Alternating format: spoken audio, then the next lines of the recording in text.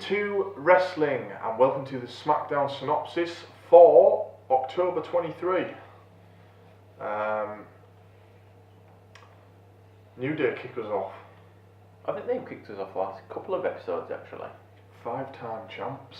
5-time. Not anymore though, after that shocking defeat last week. I believe, yeah. Let's just get your quick view on Smackdown 1000 because you weren't here last week. What did you think to it? It was alright. It was alright. It was quite a fun show. I mean, the one before it, I think I scored it at 3. Yeah. It was quite fun, I said last week on the show, but it just felt a little bit short of being a really special episode. It wasn't as good as Raw 1000. Yeah. Raw 1000 was good. I said that. Yeah. But it was better than Raw 25. Oh, I don't think it could have been worse than Well, Raw 25. no. That was bad. They should never do that whole 2 arenas thing again. No.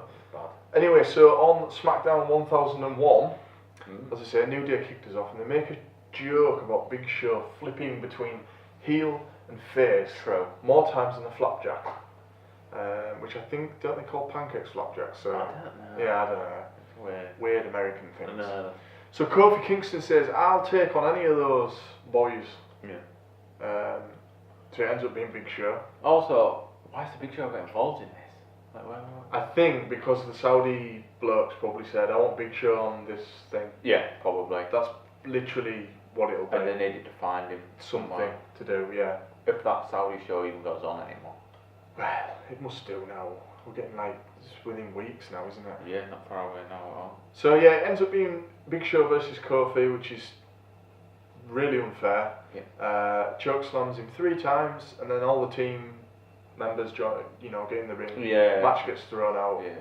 The Bar and Big Show stand tall, literally in the Big Show's case. Yeah. And that was the opening segment. Smackdown. When we get Usos versus AJ and Daniel Bryan, a rematch from previous weeks. Yeah, because the Usos did they put something on Twitter saying that there's good individuals or something, but they can't work as a team. They can't work as a team.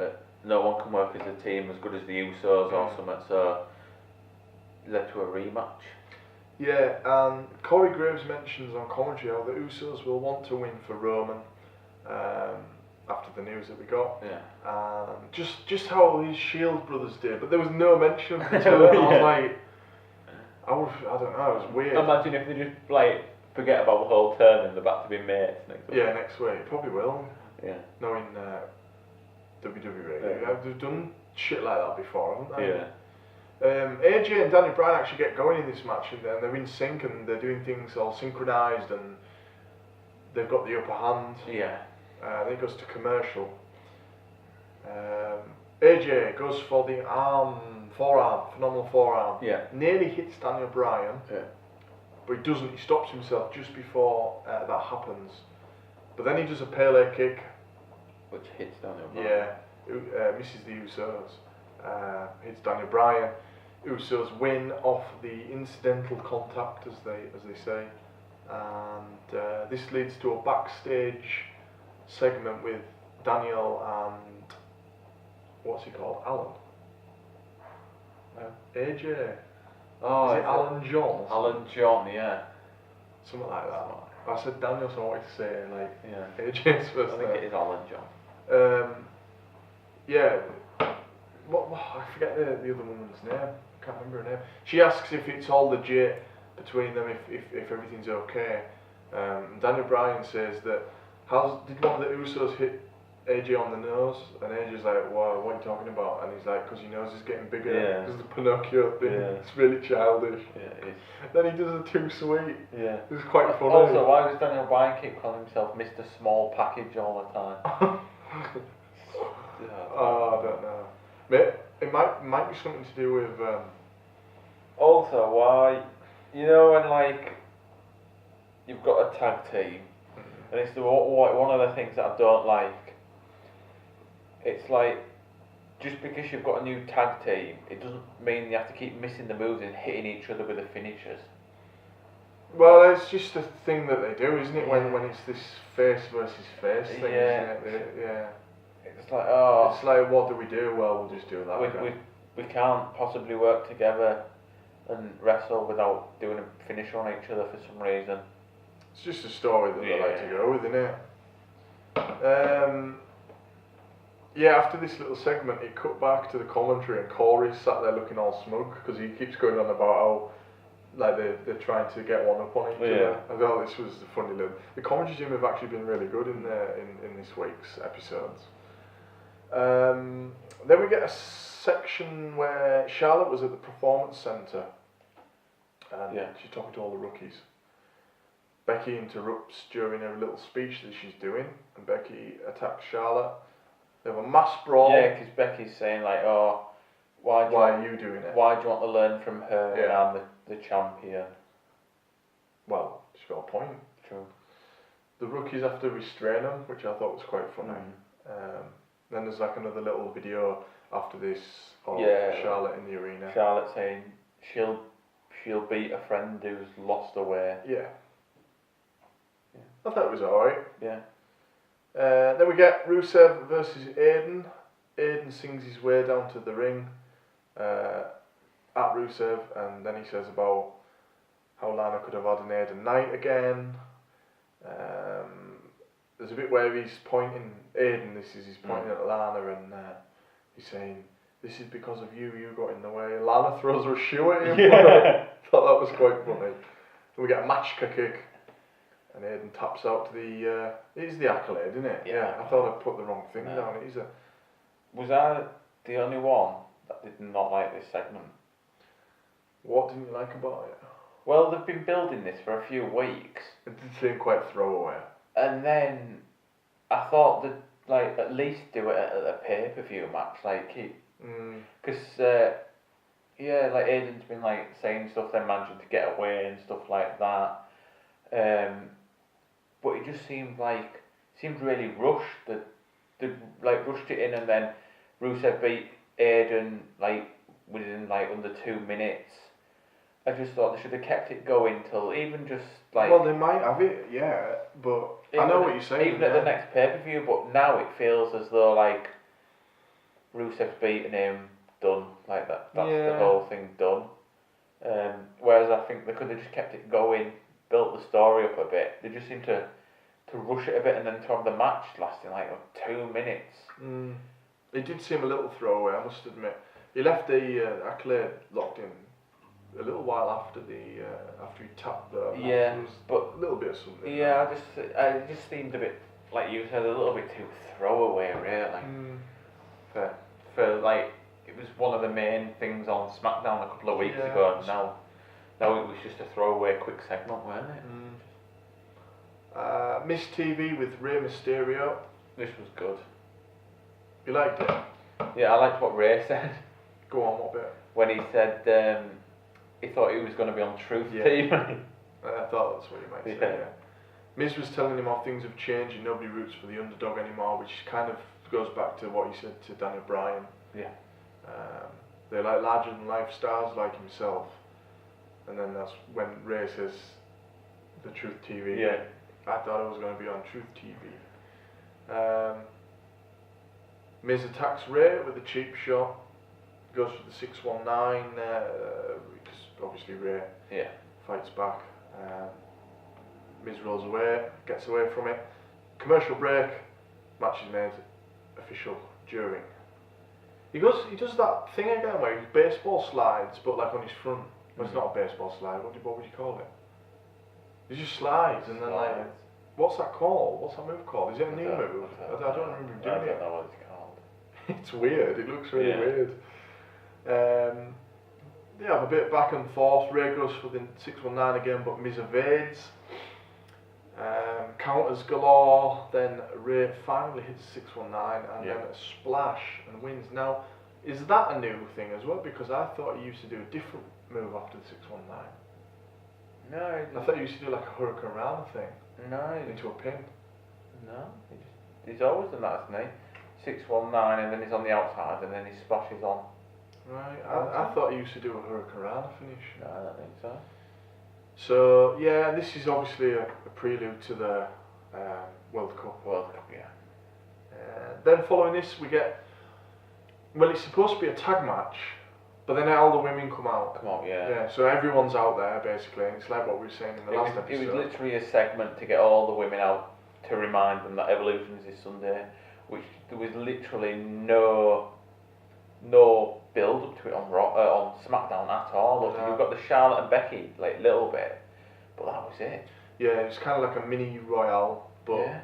obviously it wasn't a match, so it was just everyone. Yeah, and then Asuka was the last. Yeah, sort of Zelina standing. and Asuka were left. Guess who wins out of that one? Yeah.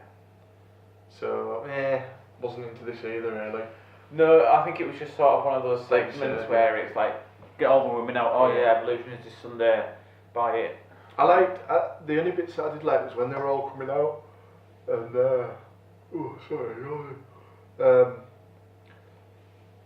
Lana comes out and then Carmella like interrupts straight away. Yeah. Like, I liked that sort of Yeah. stuff, but other than that, I wasn't that bothered. No, me neither. Then we got Shane McMahon, which I think he's back now. Yeah, Shane is back. By the way, let's just mention, because Corey mentioned this on commentary, and you weren't here for last week's episode. So, what did you think of the McMahons doing the 7-second dance segment? Strange. It was funny. Yeah. I thought it was really funny. Especially because Vince was like, they want to be entertained. Yeah. I was thinking it was going to be like this big announcement, and then it was like, so, 7-second dance segment, and then they all just started dancing. It was really funny. So I think Shane's back. I think he's back in his commission role. I presume he's back again. Yeah, he was bigging up the World Cup. Yeah. He said, who will win it and who will be known as best in the world? Cue crowd chants. Obviously saying best in the world. CM Punk. Yeah. CM He handled that really well He though. did, yeah. Shane said, I don't believe he's in the top. Yeah, that was a brilliant response. It was a good response. And actually the crowd respected it and they stopped doing the chant. It was up there with one Raw, I remember, when Raw was in Chicago, and it was Stephanie out in the ring, and they were all chanting CM Punk, and she said, it was just after his first UFC fight, wasn't it? And she said, oh, if you keep that up for another 30 seconds, you've lasted longer than CM Punk. And that shut the crowd up. But yeah, they actually respected the comment here and shut up after it was good, but as soon as he said best in the world, that was it, weren't it? And then we got the main event, which I don't get it. Why? Like, they had that big settler at Hell in the Cell. Why are they fighting again? Because they're both in the World Cup. Yeah, it's just to promote this. That's what I don't like about this Saudi show. Well, it's not Saudi, Crown Jewel show. Is that the storylines, like, some of them have, like, been settled, and then just because they're in this World Cup, we have to bring them back again, and it just sort of defeats the purpose. But it does happen all the time. Yeah, it just defeats the purpose of that Hell in a Cell, and I don't know why Jeff's back. Like, after 2 weeks of not being on, he's back again now, he's alright. I thought he was going to go and heal up. Yeah, I thought he was, but apparently not. So, the only thing I've really put down about this match is that Randy goes after his ear again. Yeah, I think he's got a bit of fetish for it. I think he gets off on it. Yeah, he goes back for the ear, and then RKO's him. Well, he bounced him off a table actually as well, that was pretty gnarly. Yeah, he legitimately bounced up off it. Hardy was actually looking like he was going to win. He hit Whisper in the Wind, he did the Twist of Fate, and then he went for the Swanton. Randy managed to roll out of the ring. Yeah. Is Randy in the World Cup? Yeah. This is what this was for. Yeah. Well, sorry, it was not for it, it was... So there'll be quite a few matches then on that? Yeah, 1, 2, 3, 4, 5, 6, there's 8 of 7. them. Yeah. 7 matches. Yeah. Hardy went for a swanton off the ring edge. Randy avoided that, so Hardy landed very hard on the outside of the ring. Randy went to set up for the RKO. Hardy managed to reverse it, but then Randy reverses again into the RKO and wins. So, Smackdown score. I thought it was quite an average Smackdown, so I'd probably give it a 6 or 5. I'm going to 5. Yeah. As you say, it was a very average episode. Yeah, nothing. Not a lot going on. Nothing happened. There was very little build up to the pay-per-view on Sunday. There was very little. It was all seemed to be about this Saudi Crown Jewel show. Yeah. That may or may not go ahead. Yeah.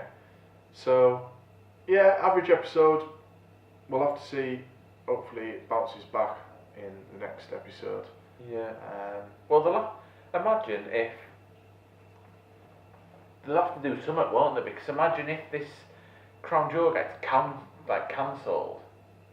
Like they've built everything up for it. I don't think it But will. it can't do because I don't think it will. I think it's they too literally close. announced Braun versus Lesnar. They could, as we alluded. Well, we haven't alluded. We've spoken to each other. They could move it Yeah. and keep it in the US or do it somewhere else. They'd lose internationally. so much money. I reckon they would more likely keep it in the US, but I think it'll just go ahead. I do. Yeah, I think it'll go ahead. I think if it was gonna move, they'd have They just said something by done it by now. Yeah. And They'd have to shift tickets again. yeah, and I think they'd lose so much money moving it, and obviously it's the Crown Jewel event is gonna go ahead because they wouldn't have advertised Braun versus Lesnar that quickly if they were thinking I think it'll go of ahead. getting rid of it. So Anyway, that's the end of Smackdown Synopsis. I hope you enjoyed. Subscribe if you have, because we're doing this every week. And we look forward to seeing you all again in the next video, which will be the pay-per-view predictions correct for Evolution. starring a brand new trophy. Oh, we're introducing it in that one. Yeah. Oh, okay. Right. See you soon.